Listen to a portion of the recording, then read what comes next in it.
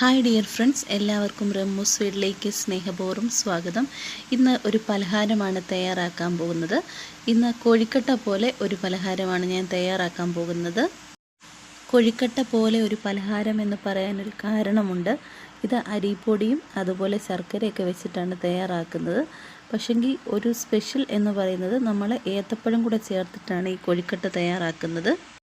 നമുക്ക് വളരെ പെട്ടെന്ന് തന്നെ ഈ കൊഴുക്കട്ട തയ്യാറാക്കാം. ഈ കൊഴുക്കട്ടയിൽ നമ്മൾ തേങ്ങ ചേർക്കുന്നില്ല.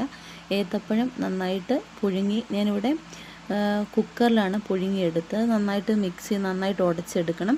അതിനുശേഷം നമ്മൾ അരിപ്പൊടിയിലേക്ക് നമ്മുടെ ഏത്തപ്പഴം മിക്സ് നന്നായിട്ട് ചേർക്കണം. ഒരു 2-3 ഏലക്കയും കൂടെ ചേർക്കുക.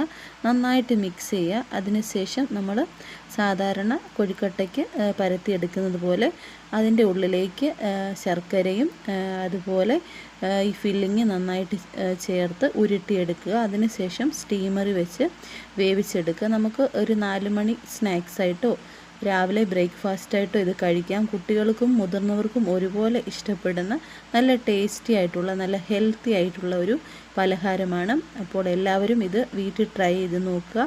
ഞാൻ കുക്കിംഗ് ചെയ്യുന്ന ടൈമിൽ അമ്മച്ചിയും ഇടമോളും അടുത്തൊക്കെ ഉണ്ടായിരുന്നു. കുറച്ച് സമയം കഴിഞ്ഞ് കുഞ്ഞ് TV ഒക്കെ കാണാനായിട്ട് പോയി. കടയിൽ പോകണ്ടാത്തൊരു ഫ്രീ ടൈമിലാണ് ഇതൊക്കെ ചെയ്തത്.